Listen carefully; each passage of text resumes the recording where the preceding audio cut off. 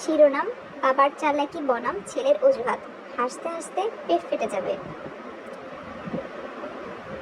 গল্প: একদিন এক বাবা শহরে এলেন নিজের ছেলের সাথে দেখা করতে। শহরে এসে ছেলের বাসায় ঢুকতেই দেখলেন একটা দারুণ সুন্দরী মেয়েও সেখানে থাকে।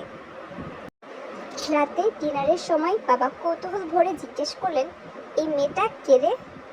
ছেলে গম্ভীর হয়ে বলল, বাবা, ও আমার শুধু রুম পার্টনার। আলাদা রুম, আলাদা বিছানা, আমরা শুধু ভালো বন্ধু। বাবা একটু হেসে বললেন, ঠিক আছে।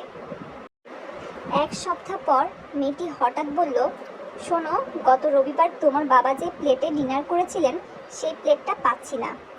আমার মনে হয় উনিই নিয়ে গেছেন। ছেলে রেগে গেল, কি বলছো? তুমি কি আমার বাবাকে চোর বলছো?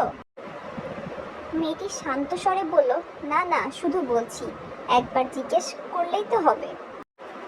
ছেলে রাজি হয়ে গেল এবং বাবাকে ইমেল লিখল, বাবা, আমি বলছি না যে আপনি আমাদের প্লেটটি চুরি করেছেন, আবার এটাও বলছি না যে করেননি, কিন্তু যদি ভুল করে নিয়ে গিয়ে থাকেন তবে ফেরত দিয়ে দিবেন।